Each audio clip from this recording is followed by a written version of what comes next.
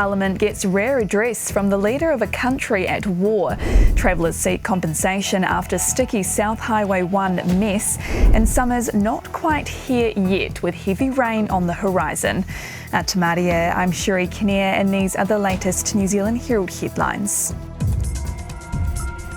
Ukrainian President Volodymyr Zelenskyy has addressed Parliament via video link this morning, more than 9 months into Russia's illegal invasion of his country. Prime Minister Jacinda Ardern says it's been a valuable opportunity to reiterate our support and hear directly from him what more the international community can do. It's only the second time a world leader has addressed New Zealand Parliament after former Australian Prime Minister Julia Gillard did so in 2011.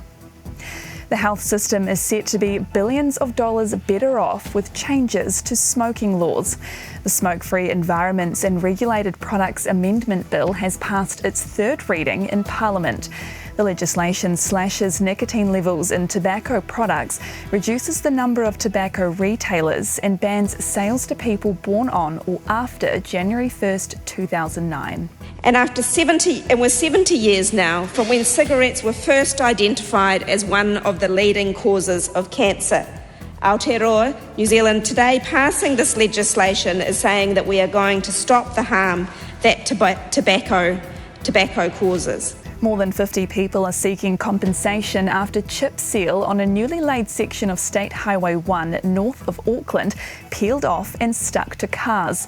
Scores of people called police over the weekend to complain about the road between Warkworth and Wellsford. The sticky situation prompted an apology from Fulton Hogan, which says 58 people have so far contacted them over compensation. Repairs have since been completed and the road is scheduled to close again tonight for road marking. The government is being urged to take an overhaul of emergency housing further. It's making changes off the back of a review by the Ministers of Social Development and Housing, including introducing quality standards for suppliers. Support services for clients will also be bolstered alongside housing support products which help people pay to get into and stay in private rentals.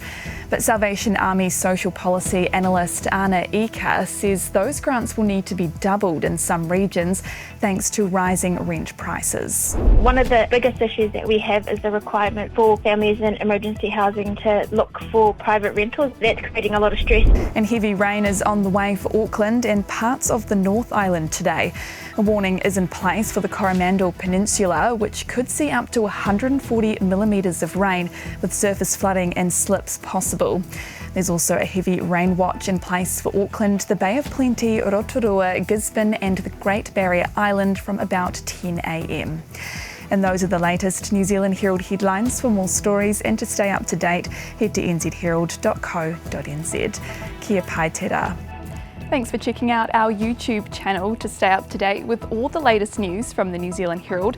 Click the subscribe button below or check out one of the videos here and head over to nzherald.co.nz for more details on these stories and more.